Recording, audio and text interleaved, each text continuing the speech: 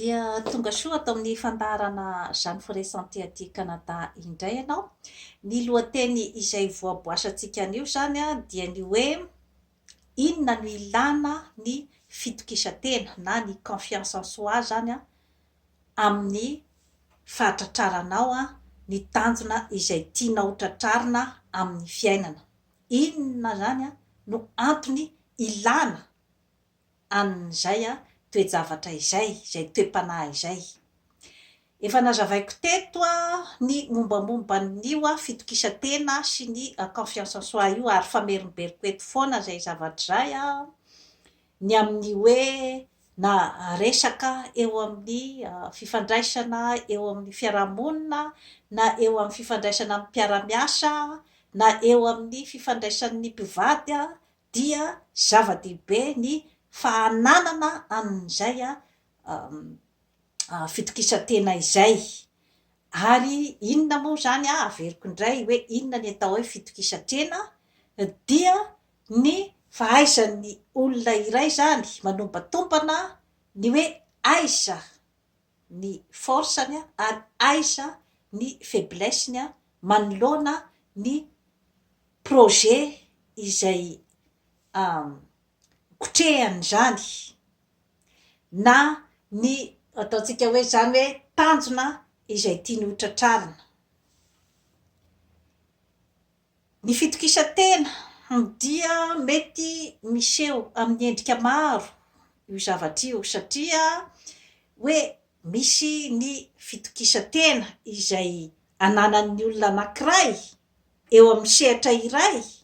nefa mety hoe atao amin'ny sehatra hafa izy mety osaosany fitokisantenany. Fomban'ny fiainany zany zavatra rehetrarehetra izany tsy afaka ianao hoe anana ny fitokisantena amin'ny sehatra rehetrarehetra izay miseho amin'ny fiainana fa tsy maintsy misy ny hoe ato zany ny domaine iray izay tena feheziko zany. Ka ny zava-dehibe zany dia ny fahafantaranao an'izay hoe ty sehatra ty zany dia feheziko tanteraka ary ny antony indray zany dia tsy de tena ananako fitokisantena loatra ny amin'izay ka ao anatin'ny famolavolaninao ny fitokisantena ao aminao ny fahaizanao miaiky fa atao amin'ny sehatra ohatran'izao zany dia tsy de tena manana an'izay fitokisantena izay. Ka inona no tokony ataoko zany rehefa ato amin'ity sehatra izay tsy ananako fitokisantena loatra ity dia ny fahaizanao mandeha mijery ary mangataka fanampiana arakevitra na izay zavatra rehetra afaka anampian'ny olona anao izay manana ny fahalalana tanteraka sy ny fitokisantena amin'io sehatra izay tsy de tena ahitanao rirany io zany. Zava-dehibe zay amin'ny famolavolanao ny personnalité-nao manoloana ny fiainana. Ka ny fitokisantena koa zany dia misy iakinany be dia be na teo amin'ny resaka fitaizana. Efa nazavaiko teto daholo ny hoe ahoana ny fomba fitaizana zaza. Be dia be ny karazana fahadisom-panantenana zany amin'io zavatra io ny amin'ny hoe kanefa dia efa nanao zay azonay natao zahay ray aman-dreny ny nametraka ny zanakay ny atoka ny saram-pianarana ambony be nametraka azy amin'ny sekoly faran'izay raitra mba tonga azy olom-banona nefa de efa nentinay nivavaka foana tany am-piangonana nefa dia tsy arakaraka izay nieritreretanay azy ilay zaza. Io aloha dia tsy voatery koa nefany hoe anana an'izay karazana assurance izay ny ray aman-dreny rehetrarehetra fa misy ihany koa aloha ny hoe surprise amin'ny zavatra rehetra izay neritreretina ho an'ilay zaza fa ny tena no faritako mazava zany tamin'ny fanazavako ny momba ny fitaizana dia ny hoe eo a ny famolavolanao an'ilay zaza ara-panahy mba andeha anaraka ny hoe tokony ho izy amin'ny lalam-piainana. Eo ihany koa ny fanomezanao azy ny karazana ato rehetra rehetra, ny fitaovana rehetra rehetra mba ho entiny mamakivaky ny fiainana. Kanefa ny tena nohatry tanteriko rehefa nanazava ny momba ny fitaizana zanaka ny tenako dia ny hoe ny famolavolanao ny fitokisa-tenany mba ho entiny mikopa-kelatra rahatrizay rehefa manana ny karazana indépendance amin'ny fiainana izy zany dia hipetraka ao aminy izay fitokisa-tena izay novolavolainao tamin'izy mbola tao atokantranonao. Zava-dehibe zay zavatra zay satria nazavaiko tamin'izay fotoana zay ny amin'ny hoe tsy tsara ny fanapepona lavareny ny zaza ohatra hoe ikoto tsy mahay ninina ikalakely rasy-tarehy petakorona zany no averimberinao ohatra amin'ny zanakao vavy dia aza gaga raha ohatra ka hoe izay zavatra zay no mipetraka ao anatin'ny sainy rehefa lehibe izy dia tsy afaka zany anana ny ataontsika hoe karazana fitokisa-tena hoentiny mamakivaky ny fiainana. Aza gaga. Eo ihany koa ny hoe raha ohatra zao hoe raisintsika ny amin'ny hoe tany iray izay avy nizanahana ohatra ary efa manana ny ataontsika hoe zany hoe faleovan-tenany tsy ho eo no eo akory dia ho voafafa tao amin'ny olona ao amin'ny tany avy nizanahana io izay fanjanahana ara-toetsaina sy ara-panahy natao azy zay tsy eo no eo zay zavatra zay no voafafa fa rehefa napetraky ny mpanjanaka tao aminy zany ny toetsaina hoe ny tany izay manjanaka dia ireo no référence amin'ny atao hoe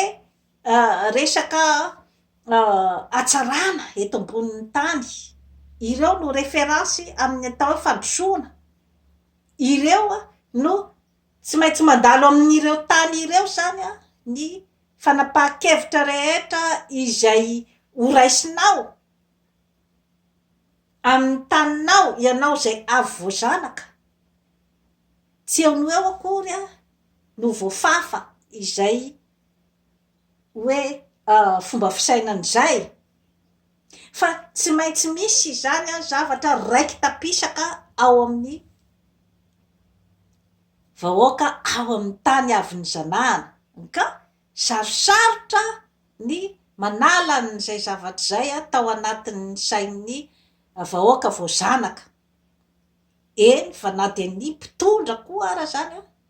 dia sarotra ho azy ny eritreritra fa hoe afaka mikopa-kelatra nge izy, afaka mandray fanapahan-kevitra ne izy, tsy amin'ny alalan'ny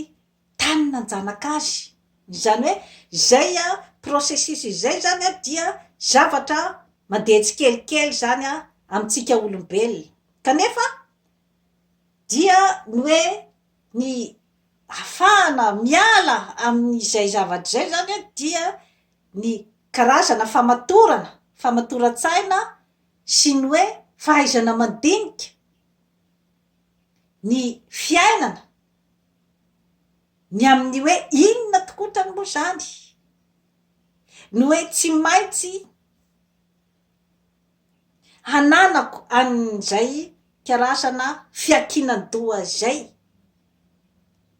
amin'ny tany izay nanjanaka teo aloha satria ny olombelona dia ny tenany ihany no afaka hiala anala azy tao anatin'ny atao hoe fanadevozana na ara-tsaina io na ara-kolotsaina na amin'ny fanadevozana ara-ekônômika amin'ny endriny rehetrarehetra zany dia ny tenany ihany no afaka anala ny tenany tao anatin'izay fanadevozan'izay satria raha ohatra ka ianao tsy mino fa ianao anie olona mety hanana ny libertenao dia zaran'ilay hoe mpanjanaka sy mpanao ny karazana domination ange hoe ianao mijanona foana amin'izay tsy izy mihitsy ny andeha hanome anao an'izay fahafahan'izay. Amin'ny teny ramatoa Oprah Winfrey ilay vehivavy mainty hoditra voalohany mpanefoefo taty États-Unis ozy izy hoe ny fomba ozy izy hialanao tao anatin'ny fanadevozana ozy izy dia ny varavarana mivoahoanao amin'ny fahafahana dia ny finoanao fa afaka miala tao anatin'io fanadevozana io ianao satria rehefa ny tenanao mihitsy ara zany no tsy mino fa ianao ny afaka miala tao isa moa no anafaka anao tao tsisy afa-tsy ny tenanao no afaka analanao tao anatin'izay fanadevozan'izay ao anatin'ny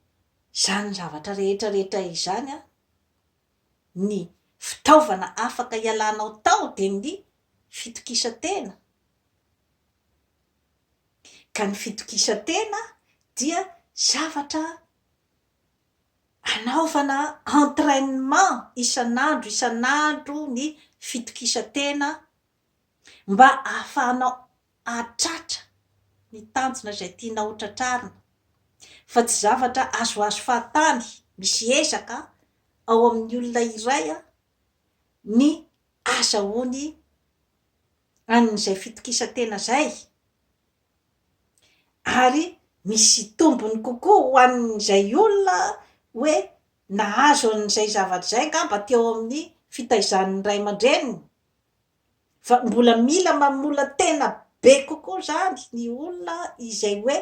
tao anatin'ny fahazazany sy ny fahatanorana izy dia tao anatin'ny fanapepona rano fotsiny mbola asa manokana zany ataony amin'ny fiainany rehefa any aoriana izay hoe mamola vola an'izay fitokisantena zay ao aminy ka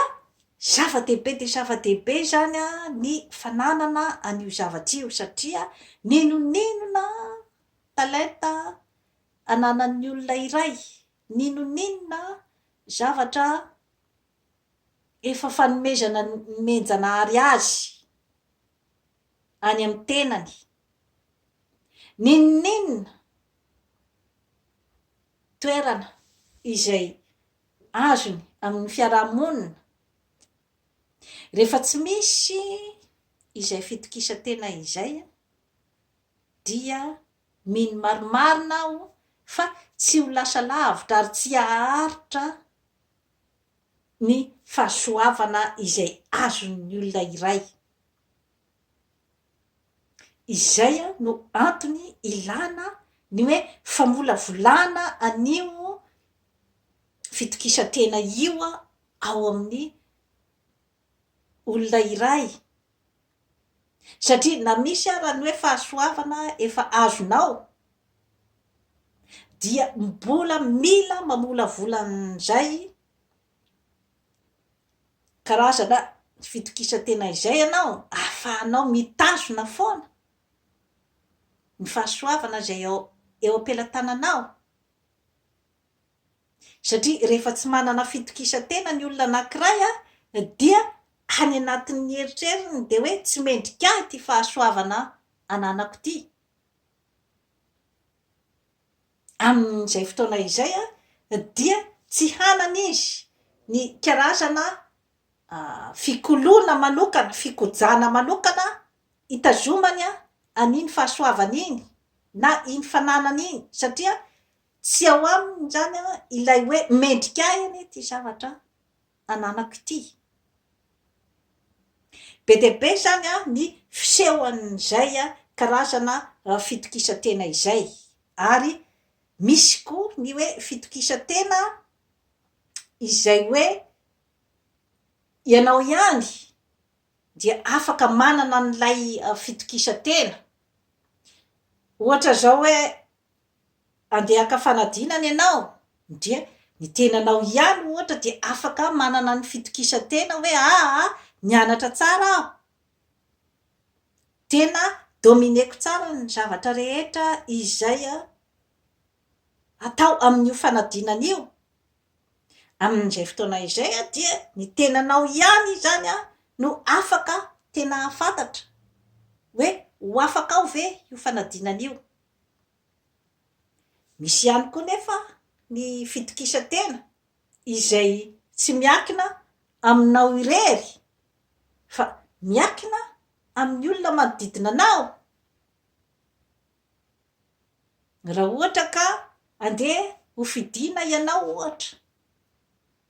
ho fidiana ianao ohatra hoe ho fidiana ho solombavam-bahoaka ohatra, député, amin'izay fotoana izay tsy miankina aminao irery intsony ilay fitokisantena fa miankina amin'ny olona andeha hifidy ianao, ny vahoaka andeha hifidy ianao, miankina ihany koa amin'ny olona izay manohana anao eo. Ary amin'izao fotoana izao moa zany dia efa misy iakinany betsaka koa zany ny amin'ny resaka fananana ny vola aman-karena. Amin'izay fotoana izay zany tsy miankina aminao intsony, tsy miankina aminao irery intsony ilay fitokisantena fa manana zany ianao ny karazana hoe intérêt hakany ny fonony vahoaka izay ametraka anao eo. Manana ianao ny intérêt ny hoe hamitra-pihavanana tsara araky ny tokony ho izy amin'ireo olona izay mamolavola ny fipetrahanao eo. Tsy maintsy manana an'izay karazana fahaizana maka ny fonony olona izay zany ianao vao zay vao hitoetra ao aminao ny fitokisantena hoe tena tian'ny vahoaka ny asolombavam-bahoaka ahy. Amin'izay zany ilay fitokisantena tsy mitovy intsony amin'ilay hoe andeha haka fanadinana. Amin'iny ianao irery dia afaka mianatra arak'izay azonao atao hahafahanao mahazo an'ilay diplôma ohatra. Fa ity indray dia fitokisantena izay mila ny ezaka avy any aminao ny akany fonony vahoaka, ka ohatran'izay zany ny fisamboaravoaran'ny fiainana. Ka mila mahafantatra ianao hoe aiza ho aiza zany ny hipetrahan'ilay fitokisantena ao aminao, satria mety olona tena manam-pahaizana be ianao zany manana ny fitokisantenanao amin'izay resaka izay, fa hoe ato amin'ny fitiavan'ny vahoaka na ny popularité ananako ve manana an'izay fitokisantena zay zato isan-jato ve, arakaraky ny fiarahamonina zay napetrakinao teo koa no itiavan'ny vahoaka anao, ahatonga ny vahoaka andeha hifidy ianao. Mety misy ihany koa nefa ny fitokisantena amin'ny resaka hafa, mety koa tsy any amin'ilay fonony vahoaka no tena nakan'ny olona iray ny fitokisany, fa hoe manam-bola be ato ka afaka mividy an'izay safidin'ny vahoaka izay. Efa fitokisantena hafa koa izay amin'ny fahazahoana an'ilay toerana. Kanefa rehefa atao ny fanadihadiana dia hoe aiza ny misy ny hoe fitokisantena maharitra hoe ny fitiavan'ilay vahoaka anao tokoa ve izay no mety ampaharitra an'ilay fitokisantena sy ny toerana izay misy anao, sa ny fanananao vola na kanao ny safidin'ny vahoaka mety aharitra ve izy amin'izay fotoana zay? Ianao ihany a dia efa mahafantatra ny valiny, satria raha ohatra ka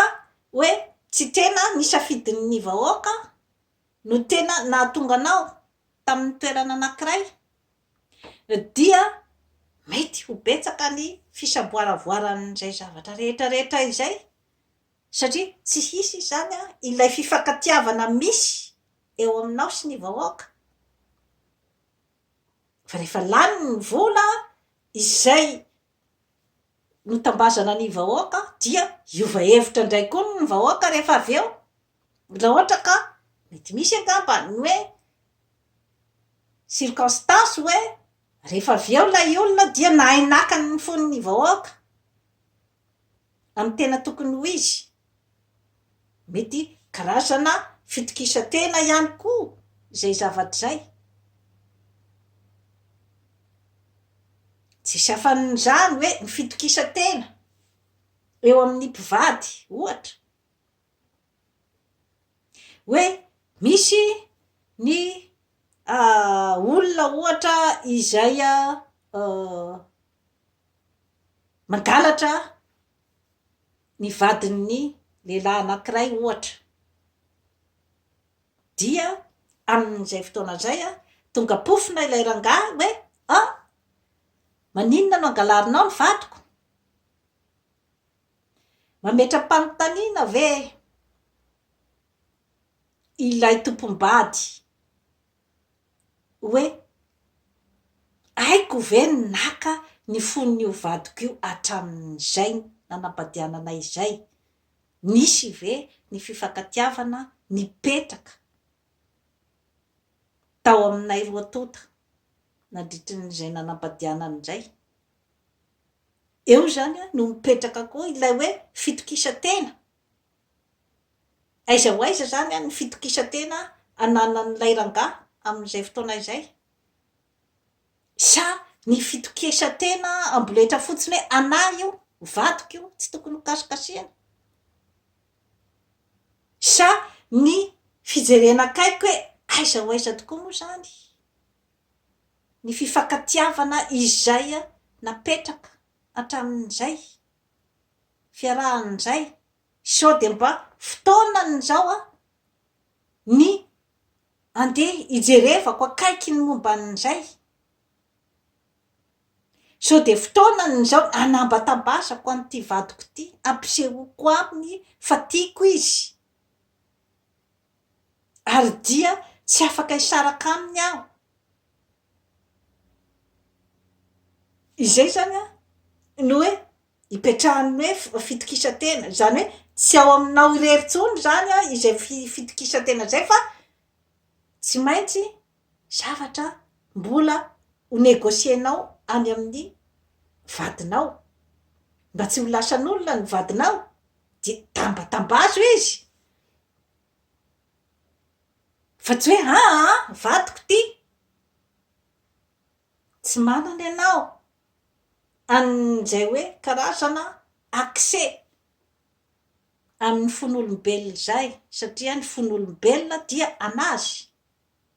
samy tompon'ny fony daholo ny olombelona rehetrarehetra, ka manana droit ny olombelona rehetrarehetra ny hoe iza no omeny ny fitiavana amin'izay fotoana izay dia eo no mipetraka ilay hoe fahaizana manao négociation. Misy izany ny circonstance, toe-javatra izay tsy maintsy hitoerany ny atao hoe négociation,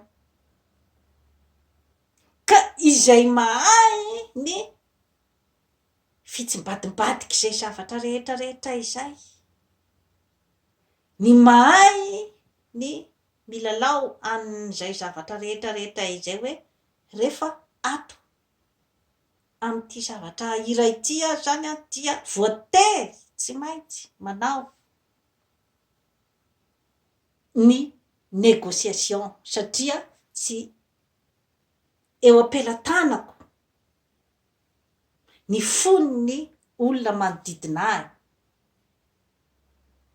ka mety samihafa koa no mety ho fisehony an'izay resaka zay koa hoe fakana fon'ny olombelona izay mety koa hoe za tsy mahavita manambitamby zany fa andeha horahonako ny vadiko andeha tsy maintsy mipetraka eo akaikiko horahonako tsy hikasikasika ny vadiko amin'izay fotoana izay dia mety ho diso lalana ihany ny olona iray raha ohatra ka mieritreritra fa hoe resaka fandrahonana no angalana fon'olombelona iray satria eo mantsy zavatra sarotra be ny fon'olombelona dia zavatra sarotra io raha vao resaka fitiavana no hoe kirakiraina dia tsy maintsy miditra ny atao hoe fanetretena tsy maintsy miditra ny atao hoe fahaizana mifampiraharaha tsy maintsy miditra ny atao hoe fahaizana maneho fitiavana maka fon'olombelona zava-dehibe zay zavatra zay manodidina n'izay daholo ny ataontsika hoe zany hoe fananana ny fitokisantena satria ny olona izay manana ny fitokisany tena zany dia hanana koa ny atao hoe karazana fanetretena hoe ahoana ny akako ny fon'ny olona manodidina ahy fanetretena zay tsy afaka atao amboletra fotsiny fakanan'ny fon'ny olona manodidina anao zava-dehibe ny fahaizana mikirakira amin'izay zavatra rehetrarehetra izay ahafahanao mahazo ny tanjona izay tianao tratrarina amin'ny fiainana raha amin'ny resaka politika ohatra zao ny fahaizana mifandray amin'ny firenena hafa ankoatrin'ny firenenao dia misy ny atao hoe diplomasia ny fahaizana mifandray ny fahaizana mifampiraharaha ao anatin'ny fifanajana ary ao anatin'ny faharanitan-tsaina sy ny fijerevanao marina tsy misy olakolaka ny tombontsoa ho an'ny firenenao zava-dehibe zay ao anatin'ny fitokisantena satria raha fa tsy manana ny fitokisantena dia ilay mieritreritra foana fa tsy afaka zany andray fanapahan-kevitra fa tsy maintsy misy ny hery avoavo kokoa noho ny tenako tsy maintsy tokony andray fanapahan-kevitra amin'ny plasiko amin'ny zavatra atsara zany zavatra rehetrarehetra izany dia zavatra koloina ao amin'ny ankizy daholo rehefa hoe amin'ny fitaizana satria raha ankizy taizana foana tao anatin'ny hoe manaiky lembenana taizana foana ny amin'ny hoe fandeferana be fahatany tsy fijereny tsony ny tenany izany hoe misy ny atao hoe mauvaise estime de soi rakizy ny taizana tao anatin'izay dia azagaka fa rehefa lehibe izy dia tsy mijery tsony ny zavatra tena mahasoan'ny tenany fa izay mahasoa ny manodidina azy a, ny olona manabakabaka azy a, izay tsy mametraka azy amin'ny toerana tokony isy azy, mba hahafahan'ilay olona manodidina azy misikotra zavatra foana avy any aminy. Eo ilay hoe dépendance affective. Ny dépendance affective dia ilay olona teo tiavina foana zany satria tsy mahatoky tena, dia ny mpanana loatra manodidina andeha aka izay zavatra tiany alaina amin'ny olona tsy manana fitokisantena io, satria mieritreritra ilay olona tsy manana fitokisantena fa tsy mendrika ny anana zava-tsoa izy, ary tsy mendrika ny ho indraindraina izy, ary tsy manana ny voninahitra tokony hipetraka ho azy. Zay zavatra zay a no mila mipetraka tsara ao amin'ny firenena iray izay hoe fitokisantena zay vao afaka tena hoe apitraka ny lohany ny firenena iray. Ny fitokisantena azo avy amin'ny hoe inona sy inona sy inona daholo ny zavatra rehetra efa nanako, inona sy inona sy inona daholo ny fananana efa nomenjanahary ahy, inona sy inona daholo ny fitaovana rehetra rehetra afaka ampiasaiko mba tsy hiakinako loha intsony amin'ny firenena hafa, fa hoe misy raha misy ny fifanarahana dia hoe izaho no mandrindra amin'izay fifanarahana izay, ary izaho no manome izay tiako homena an'ilay firenena mifanaraka amiko. Anatin'ny fitokisantena daholo no ahafahana manao an'izay zavatra rehetra rehetra izay, ary ao anatin'ny fifankatiavana misy ao amin'ny mpiray firenena no ahafahana mifanome tanana hiatrika ny firenena hafa izay mieritreritra ny tenany fa hoe manana ny hery sy ny tanjaka rehetra rehetra. Ny hery sy ny tanjaka dia samy manana ihany ny karazana atao hoe hery sy tanjaka. Misy ny hery sy tanjaka ara-bola, fa izay tsy midika hoe manana ny hery sy tanjaka rehetra rehetra amin'ny lafiny rehetra rehetra. Misy ny zavatra tsy ananany be vola, misy ny zavatra ananany hery sy tanjaka ananany olona izay ataontsika hoe tsy dia manana vola aman-karena kanefa manana an'ilay karazana valeur maro dia maro